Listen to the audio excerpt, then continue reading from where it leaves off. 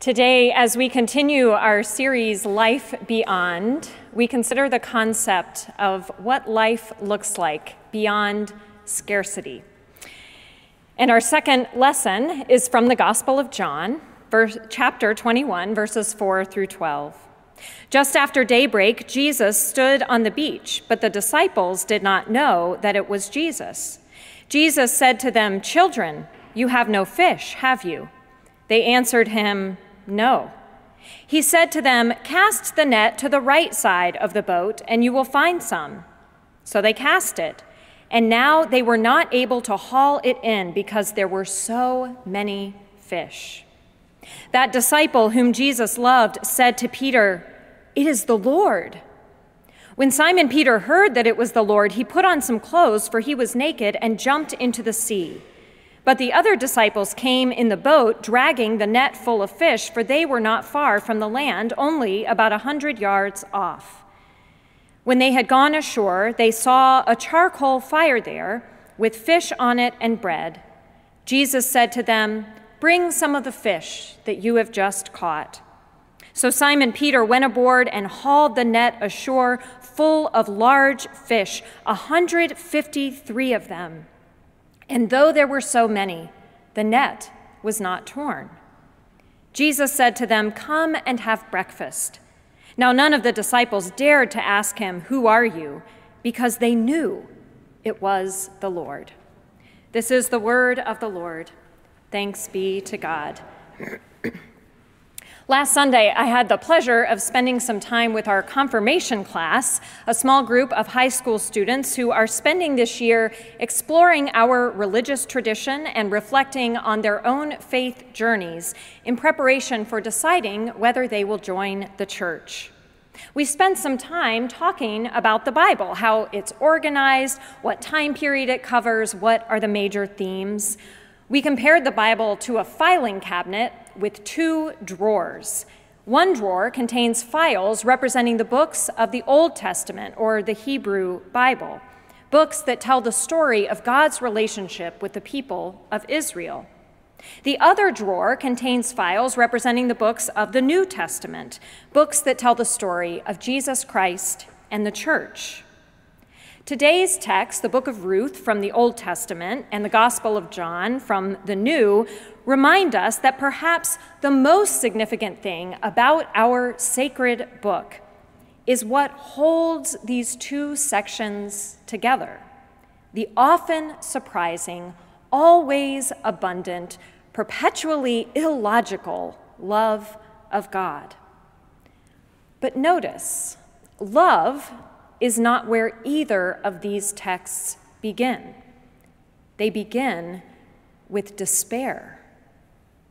Ruth and Naomi and Jesus' disciples on the fishing boat are all drowning in grief and confusion when these texts begin. Ruth and Naomi are reeling from the loss of the three men who were their source of support, well-being, and security: Naomi's husband and both of her sons, one of whom was Ruth's husband. The disciples are back out on the fishing boat after Jesus' execution for treason. They've spent the last 3 years following Jesus, hearing his teaching, witnessing his miracles, and after his death, they don't know what to do, except return to the life they had lived before and to the fishing that had provided their livelihood. We can certainly relate to feelings of grief, despair, and confusion. The day after we hosted 85 people in our church for a symposium on reducing gun violence, we woke up to hear that 59 people were killed in Las Vegas by a man no one would ever have suspected of stockpiling weapons modified to kill large numbers of people as quickly as possible. Our fellow American citizens in Puerto Rico are in crisis after Hurricane Maria destroyed their already failing infrastructure. And residents of Texas, Louisiana, and Florida are still trying to clean up and adjust to a new normal after Hurricanes Harvey and Irma, even as Hurricane Nate arrives. Immigrants, refugees, and foreign students and workers face fear and insecurity about whether and how they will be able to live, work, study, and care for their families here in our country. And the racial, ethnic, gender, and socioeconomic divisions in our culture become more apparent by the day. For Naomi and for Jesus' disciples, the response to their loss and grief and confusion is to put their heads down and try to go back to life as it was before. For Naomi, this means returning to Bethlehem, where they are said to have food, even in the midst of this famine, and where perhaps she can find a sympathetic male relative to take her in. Like Naomi, the disciples also attempt to bury their grief and confusion by returning to the life they knew before Jesus came along and called them away from their families and their fishing boats. These are understandable reactions. They are probably ones we've all tried. When things in our lives or in the world around us get too painful, we throw ourselves into work or school or whatever feels comfortably familiar. But in both of these stories, something happens to disrupt that attempt to return to what is familiar and comfortable in the past as a way of escaping what is painful and disorienting in the present. And what happens is an experience of surprising, illogical, and abundant love. As Naomi prepares to return to Bethlehem, she bids her daughters-in-law Orpah and Ruth farewell. They too are devastated. After all, they left their families to marry Naomi's son, so she is now the only family they have left. Orpah is finally convinced to let Naomi go, but Ruth will not be dissuaded. Where you go, I will go. Where you lodge, I will lodge. Your people shall be my people, and your God, my God. The rest of this story is a testament to how Ruth's extravagant display of loyalty and commitment leads to an outcome of abundance and joy that neither of them could have ever anticipated.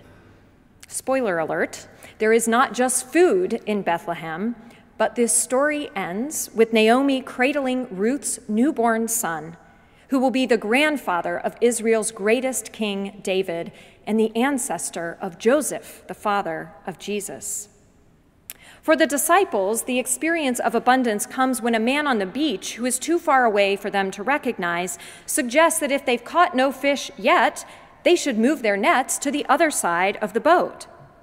Now, these guys are professional fishermen. They're not fishing with poles that they can easily pick up and put down on the other side of the boat.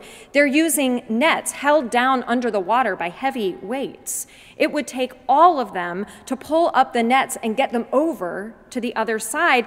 And the other side is probably no more than a few feet away from where they had the nets to begin with. So the suggestion is downright silly.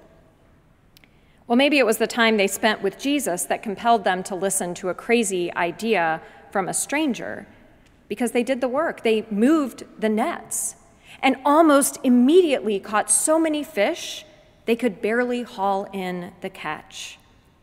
That's when they knew the man on the beach had to be Jesus. When I was in seminary, every Friday in chapel, we celebrated communion by intinction, which meant we walked forward to take a piece of bread from a common loaf and dip it into a cup of juice.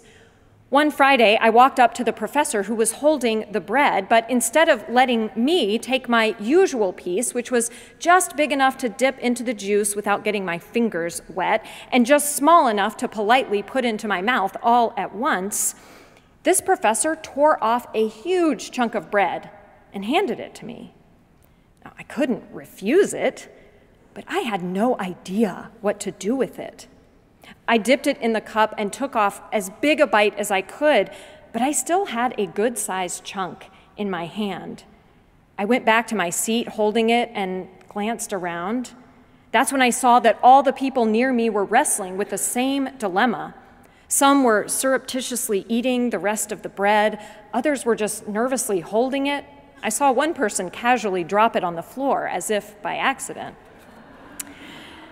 After everyone had received the elements, this professor spoke. "The bread and juice you have just received is a sign of God's grace," he said. "And God's grace is always, always more than we expect or deserve, and more than we know what to do with." The only time the Gospel of John uses the word grace is in chapter 1. "The Word became flesh and lived among us, and we have seen his glory, the glory as of a Father's only Son, full of grace and truth. From his fullness we have all received grace upon grace." The rest of this gospel contains story after story that illustrate this declaration of God's abundant love and grace revealed in Jesus. We see Jesus turning water into 180 gallons of the finest wine when the alcohol runs out at a wedding feast. We see Jesus feed thousands of men, women, and children with just a few loaves and fishes, and having 12 baskets of leftovers. We see Jesus abruptly reverse lifelong maladies for those who were blind or lame or staggering under the weight of physical or mental illness. It should be no surprise that John's gospel ends with another act of illogical abundance, the disciples' nets overflowing with fish, when moments before they could not catch a single one. But in this gospel, Jesus does not just give abundance to show off. The abundant life he offers is not for us to keep to ourselves. When the disciples come ashore after that miraculous catch, Jesus already has a fire going so they can share a meal, and he invites the disciples to provide the main dish from their abundance. "Bring some of the fish you've just caught," he says. God's surprising, illogical, and abundant love is not given to us just so we can know how much God loves us.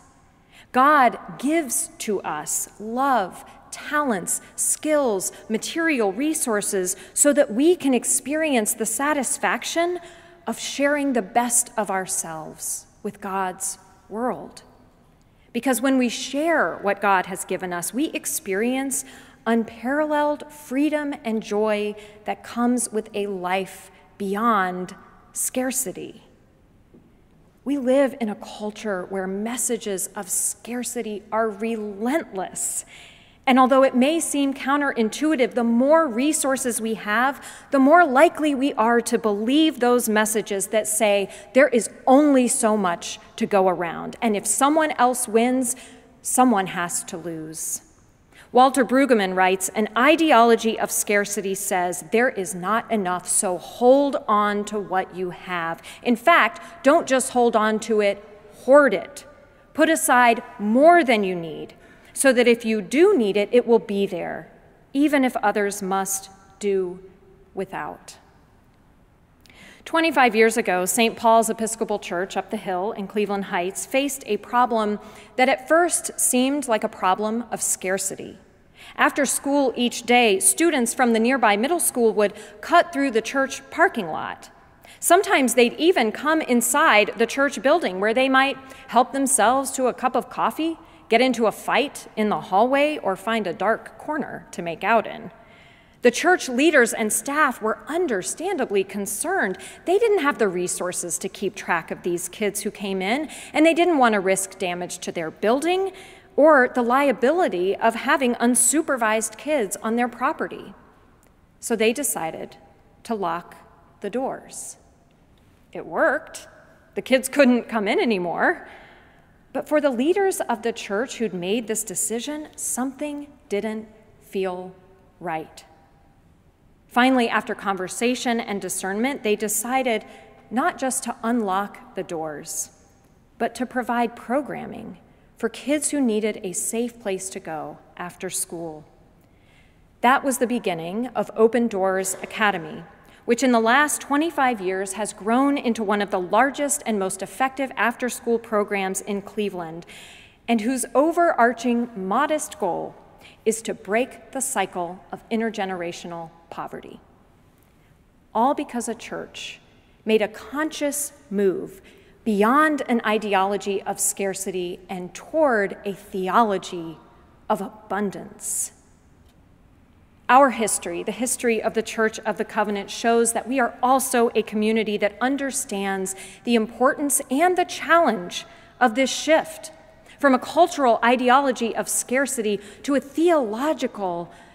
theology of abundance. For decades, we have found ways to open our doors and our building and our hearts and our wallets to share our resources with those who can benefit from them, regardless of what their faith tradition is or whether they wish to become a part of our community. This week in the mail, you'll receive a letter about our annual giving campaign.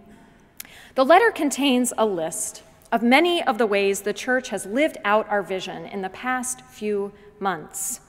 I assure you, this list is by no means exhaustive. Now, those of us who wrote this letter know that the majority of you will open it and probably skim it, and then hopefully fill out the commitment card. But even though I know how precious your time is, I'm going to ask you to do more than that. I'm going to ask you to set aside 10 minutes to sit down, to look through this data, and to think about what the numbers represent before you prayerfully decide on your financial commitment. Every number in that list of data represents a human being, a beloved child of God, who, because of the abundant resources of this family of faith and our generosity in sharing these resources, has the opportunity to learn from a tutor, to find respite during a concert, to gather the strength to stay sober, to receive enough food to get through the week. Thanks to our generosity and the generosity of those who have gone before us, we continue to live beyond scarcity toward the abundant life God offers us all. Given the uncertainties in our lives and in our world, it is understandable that most of us are walking around right now with an underlying feeling of anxiety, even despair, of hopelessness and helplessness. But we are the people of God. We walk in the footsteps of Ruth, who risked everything to stay with her mother-in-law, Naomi, and move to an unknown land. We follow in the example of the disciples, who were willing to listen to the advice of a stranger to try something completely different that defied reason. Like these and countless other biblical figures, God calls us to risk, to step out into the unknown, to willingly and joyfully embrace a theology of abundance that rejects an ideology of scarcity. This calling is a reminder that we are neither helpless nor hopeless. We are the recipients of God's abundant love and grace. No matter what we have, it is enough to share.